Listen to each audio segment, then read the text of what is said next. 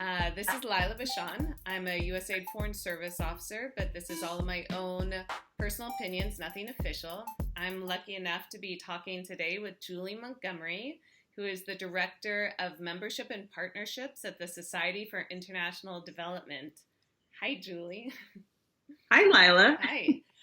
So Julie and I have been friends for almost 15 years since we started working together in early 2005 at Interaction. We shared an office, which is really awesome. And where does 15 years go? I'm not quite sure.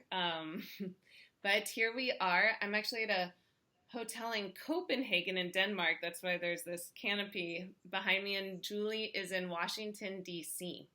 So Julie, as the Director of Membership and Partnerships, can you just talk a little bit about what you do at the Society for International Development? Yeah, sure. So first, I probably should say what the Society for International Development is. So I work for the Washington chapter, and SID Washington, so SID for short, is a network of international development practitioners. We're a membership organization, and we have members, both individuals and organizations all around the world. The majority of our members are here in DC area, but we do have people represented outside of the DC area. Our goal is to really bring together the community to share information, share knowledge, and meet each other and provide networking opportunities for those working in the sector. So my job is to, one, engage with the members, our current members, recruit new members, as well as form partnerships with like-minded organizations working in international development. So that could be universities, can be think tanks, the private sector. So really working with all aspects of international development. One thing that I love about the job that I do now is that the organization is a neutral convener. So, I previously, as you mentioned, worked at Interaction, which is advocacy, and advocacy is important. But I do recognize the value in being a neutral platform as well. So we kind of see ourselves as Switzerland. So we really we are a diverse community. We really bring together any organization that is interested in working in international development or already working in international development. Well, and for people interested in pursuing a career in international development, it sounds like SID would be a good resource. Yes, yeah. It is. Particularly young professionals as well. I mean, it's all, our individual members come from all parts of their career. But in particular for young professionals, we have a young professional network. We have, events for career. We have a career fair. We have different skills building workshops, like resume building workshop, or events where you can meet recruiters to talk about, what it's like to work in the sector. So there are lots of opportunities, as I said, especially for young professionals. Well, that's awesome. That's a great resource. And so, Julie, how did you get started on your career in international development? I didn't study international development. I actually, in grad school, I studied sociology. So I initially thought that I might go into social work. But when I was in grad school, I found myself drawn to gender and women's studies. So I did a lot of my research around that. And I really wanted to go work for a nonprofit. And so at the time, one of my best friends lived in Washington, D.C. And so she, I thought about going there. And so she was like, you can come stay with me. And at that time, there were very few listservs or job listings. And one of them I learned about through a woman in Boston who had offered me a job that I just couldn't take because it was a part-time job. And she told me about a place called Interaction. And she said, oh, they have a magazine, Monday Developments. And if you want to work in international work, or, at that time I was thinking gender, you should check it out. So I went to the website. They had a website, and they actually coincidentally had an opening for an entry-level position for the Commission on the Advancement of Women. So when I moved to Washington, D.C., I called Interaction and said if the position was still open, I was interested in it, and that I was now living in the city. Oh, wow. And it happened to still be open. And so so I went in for a second interview, and then I got the job. That's amazing. Yeah. So, I mean, the thing that I learned from that is that, and this is kind of what I tell people that are looking for a job, particularly young, people that are starting their career, is to be really proactive and be okay with like reaching out and asking people for interviews or for like following up. Like, I think that I mean, of course, there's a fine line where you don't want to be annoying, right? But I think it's okay to make the ask. And the worst you're going to get is a no. So you might as well ask because you get a no. And if you're not proactive, then I mean, you never know what would happen. So planting that seed is so important. And Julie, you went to grad school in Florida, right? Yeah. So I went to graduate school at the University of Florida. And what did you study in undergrad? I studied sociology and psychology. I got a dual degree. And, when I think about when that woman from Boston asked me, like, what did I want to do and because I said, oh, I want to work in international work. And the reason why that I kind of thought about international work was, I would say, and it sounds kind of cliche, but I would probably say it's because of my mom. I think it's, my mom is from the Philippines. I grew up in the Philippines for part of my life up until I was 10 and lived all around the world because my father was in the military. But my mother came from poverty, like she maybe went to school up until the 4th grade and then she just had to work.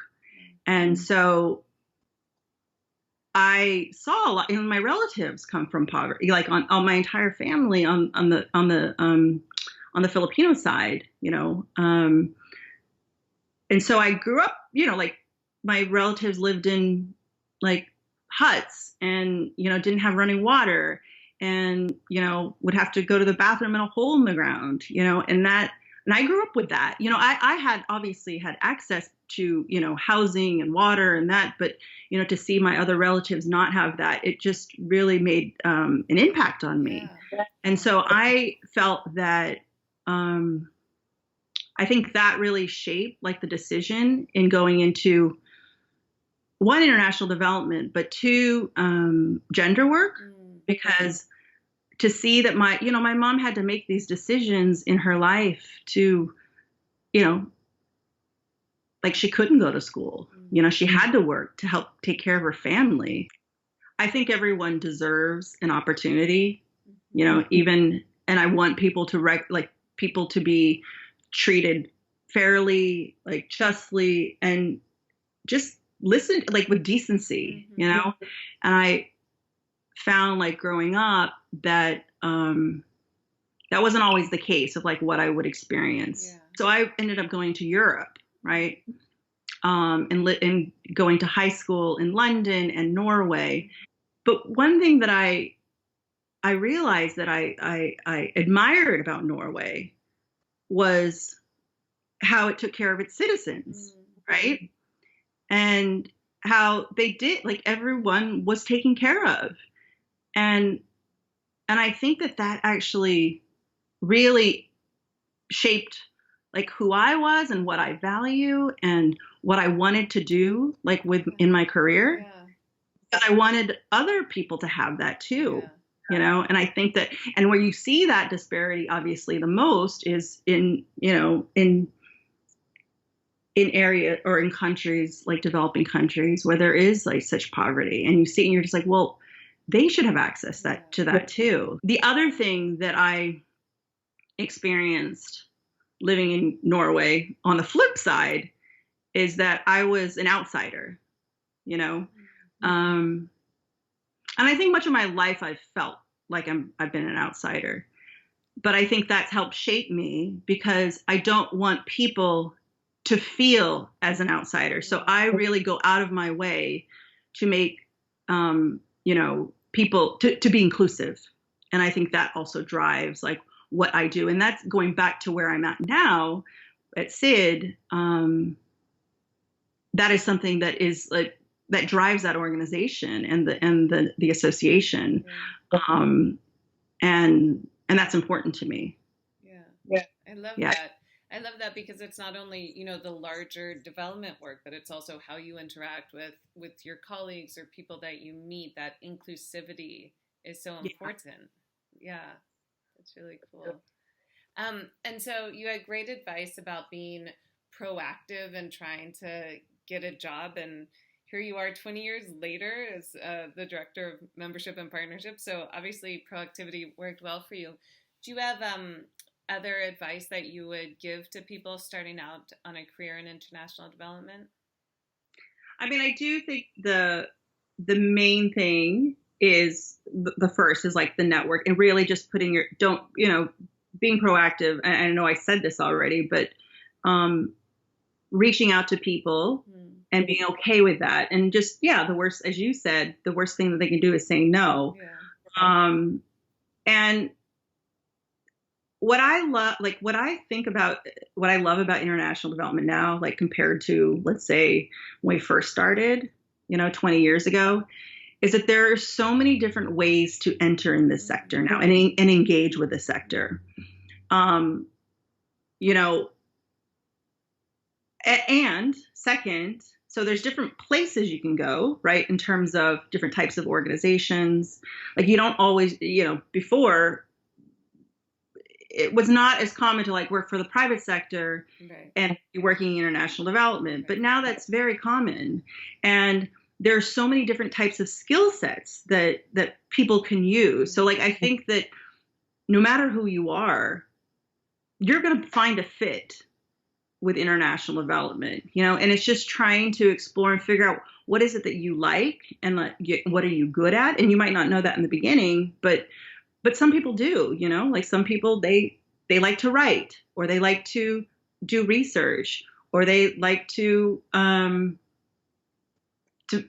meet people. Like that's one thing that I like to do, and really kind of be the advocate and the champion of the issues, and, I think that it's okay if you don't know what you want in the beginning, and that you will discuss, but you will discover it over time, and a lot of people, you do all kinds of different jobs. And I think that's like the beauty of international development, because you can contribute in many different ways. I think that if, a lot of people don't have the luxury of this, but if there are ways in which, you can either volunteer to try to explore, like if you don't know exactly where you're going, and what you want to do, volunteering is a good opportunity. Obviously internships, are so many internships out there, and more of them are now paid. So which is great. But one thing that I think, that's valuable, or that what I've done and I've suggested to other people, when you're applying for a job, go to LinkedIn and look for the person that actually, or a person that has a job that's similar to the one that you want, and look at how they write about themselves, and try to kind of replicate it in a way. Not lie. I'm not saying like you change it. It's basically using the language that makes sense for that community, like in which you're applying for. Because as you know, even within the international development community, the jargon is very different. And the way like the private sector will talk about international development is very different than an NGO versus the US government, and so it's like, or the foundation world. So it's like trying to understand how they talk about it in a way. They might mean the same thing, but they use different words and different terminology. I love that you're in DC, because that shows that not only do the sectors need so many different kinds of skills, but you can also be anywhere in the world and have an interesting international development job and get to travel and get to work with people over the world. Yeah. Yeah. And 20 years on, you've been I, having I that. feel really lucky. So that is another thing. I was thinking about this, that, being in DC, although you are central to, there is, you're in a very centralized place where so many different organizations are headquartered here that are working in, it's like kind of kind of like the capital of international development organizations. I feel lucky that I've been able to stay connected to development on the ground, like over time, and been able to work with organizations in the field. But that is something that I think, for some people, you have to make it's really important to get to the field. Like I remember early on in my career, I wasn't I liked working in Washington, but I felt disconnected in a way. And I remember Interaction sending me, and I was like questioning, like, have I made the right choice? Right? Do I want to be working for an implementing organization versus a convener, right? Or an association? And I remember them sending me to West Africa, and they sent me to Ghana, and it reminded me why I made the decision to be in this sector. So I think the point is that it's really important to stay connected to the field, visit the field, because otherwise you feel like, why am I doing what I'm doing? Is it making a difference? Yeah. So when you get to the field and you get to talk to people in that recognize the value in what you're doing in Washington, you say, okay, it's worth it, Yeah. So that's cool. No, that's awesome. I feel that way even sitting in, when I working abroad, sitting in the capital city versus going outside of the capital city, just having that connection, it can make such a difference and really brings to life the work that you're doing. Yeah. So Julie, what do you wish you could have told yourself when you were starting out on your career? What do you wish you had known? So one thing that I have learned about, and I didn't know when I had started out in this sector, were all the fellowship opportunities out there. There's a website that called profellow.com, and it lists so many different professional and academic fellowships, some of which that focus on international development, and ones in particular that why I think it's valuable. There are some that are focusing on trying to increase diversity within the international development sector, which I think currently, although we are moving in the right direction generally for international development and diversity, I think there is much progress that we still need to do. And so I think these fellowships allow women of color in particular, or people of color, opportunities that they might not have had before. And what I've realized is that these fellowships are not only at the beginning of your career, but there are many different fellowships throughout your entire career. So even diversity fellowships and diversity leadership fellowships for like mid-level and senior level professionals. Wow, that's awesome. Yeah. That's great to know about. That's a great resource. And it is so true. There's so many opportunities out there, but if you don't know about them, you can't take advantage of them. Yeah. Before you go, do you have any final words of wisdom? Don't be frustrated when you first start in this sector. Like, I think that when I first started, I felt that I should be accomplishing a lot more than I did, and I thought that coming in with a master's, I should be, I don't know what I thought. I thought I would be, I don't know, running programs or something, but but instead I was doing, meeting minutes and setting agendas and setting up meetings. And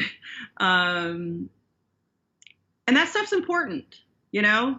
Um, and I think over time, you will get, like, I think we forget just how important all those, like, little administrative stuff is, you know? And we want to, like, just go to the top because we think that that's where it's going to make change. But, you know, change is, it's a lot of baby steps, if you will, you know, but it's worth it. Yeah. It's totally worth it. Yeah. So true. So true. You got to start somewhere, but it is worth it. That's so true. Well, thank you so much, Julie. I appreciate it. And thank you to everyone listening. Please leave a comment and follow, and know that you are on your way.